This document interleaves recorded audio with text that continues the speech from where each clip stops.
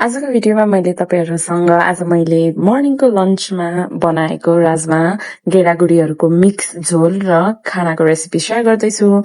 अब फर्स्टमा त बिहान उठेर चिया खाने बित्तिकै अभियसली किचनकै काम सुरु हुन्छ अनि हिजो बेलुका मैले कुकरहरु चाहिँ यतिकै भिजाएर राखेको थिएँ कि कति थाकी पनि सकेको थियो अनि कुकरहरु माझ्न अलिकति गाह्रो पनि हुन्छ नि त। अनि पहिला आफुलाई खाना बनाउनलाई युज हुने कुकर र कराई चाहिँ फर्स्टमा माझे, त्यसपछि भाँडा थन्काएँ अनि पछि अलिकति पुसपास पनि गरे। त्यसपछि मैले चाहिँ आज यो गेडागुडी यसमा मैले सबै गेडागुडीहरु मिक्स गरेर त्यो क्वाटी टाइपले एउटा बट्टामा राखिराखेको छु कि सो त्यही नै भिजाएको थिएँ मैले। अनि सिम्पल तरिकाले बनाउँछु आज, खास प्याज पनि थिएन मसँग अनि नर्मल्ली नै लसुन र कुलभेडाले मात्रै त्यो के रे चानेर अनि मैले गेडागुडी बनाउँदैछु।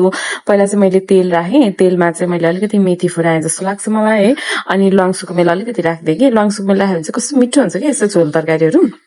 अनि त्यसपछि गुलभेडा काटेर राख्दै मैले। अब बेसिक रेसिपी सिम्पल रेसिपी यही नै हो के। अब यसमा आफ्नो इच्छा अनुसारले कसरी डिराइभ गर्न सकिन्छ हैन, तर एउटा बेस रेसिपी भनेको चाहिँ यही हो के। यसकै आधारमा अब यसमा इन्ग्रेडिएन्टहरु थप्ने घटाउने चाहिँ आफूले गर्ने हो। म यो भन्दिन कि मैले बनाएको एकदम मिठो हुन्छ, एकदमै मैले बनाएको तरिका नै एकदम अथेन्टिक तरिका हो भनेर चाहिँ भन्दिन, बट इट टेस्ट्स गुड अनि मिठो हुन्छ जस पकाएको त्यही नै मैले शेयर गर्ने हो हैन।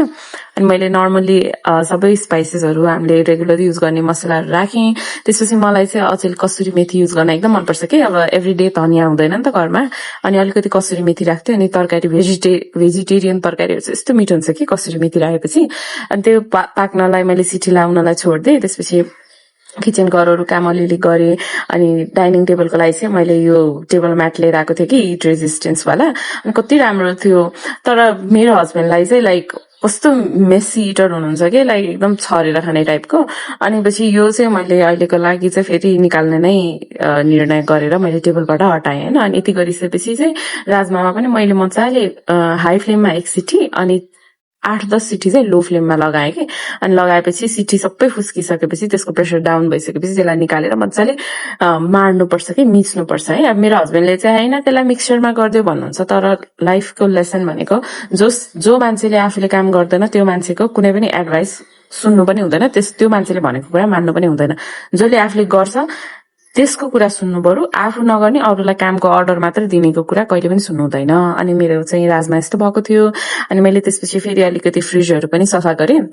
अब दिनदिनै यति मात्रै गरे पनि हैन सफा भएर मेन्टेन भइराख्छ कि, नभए हप्ता दिनमा महिना दिनमा एकचोटि गर्ने हो भने त्यो फोहोर पनि एकदमै थुप्रिन्छ अनि कस्तो गाह्रो हुन्छ कि एकैचोटि त्यो थुप्रेको मैलोहरु सफा गर्न पनि आफुलाई पनि गाह्रो। अनि बरु यसो त्यो खानासाना बसाल्दाखेरि अब भाँडा माझ्ने काम छ भने भाँडा माझ्ने अथवा अनि भाँडा माझ्ने छैन भने चाहिँ यसरी पुस्यो भने चाहिँ पछि आफुलाई नै गर्न सजिलो कि, थोरै भए पनि आफुलाई नै सजिलो हुन्छ। अनि त्यही गर्दै गर्दा मैले फेरि यसमा यति बेला बढारे मैले अघि खाना पनि बसालिसके, बाइ द वे भिडियोमा चाहिँ देखिएन। बढारे अनि बढारेपछि एकचोटि पुछे पनि के। अब बढारेर पुछेपछि त प्लेस अलिकति आफुलाई पनि निट एन्ड टाइडी लाग्छ, आफ्नो पनि मुड नै अपलिफ्ट भएको जस्तो हुन्छ के।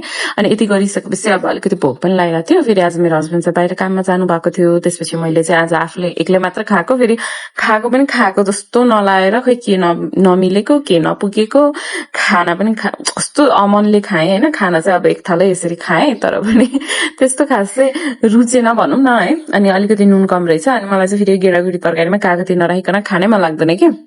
अनि कागती राखेँ, नुन राखेँ, मिठो चाहिँ मिठो भएको थियो, तर एक्लै खानु परेपछि कस्तो बोर टाइपको लाग्ने रहेछ कि। अनि यति नै हो मेरो आजको रुटिन। अनि त्यसपछि फेरि खाना खाइसकेपछि अब खानाको भाँडा माझ्नै पर्यो अनि अलिकति दही खानु पर्यो भनेर मैले फेरि फ्रिजबाट दही निकालेँ।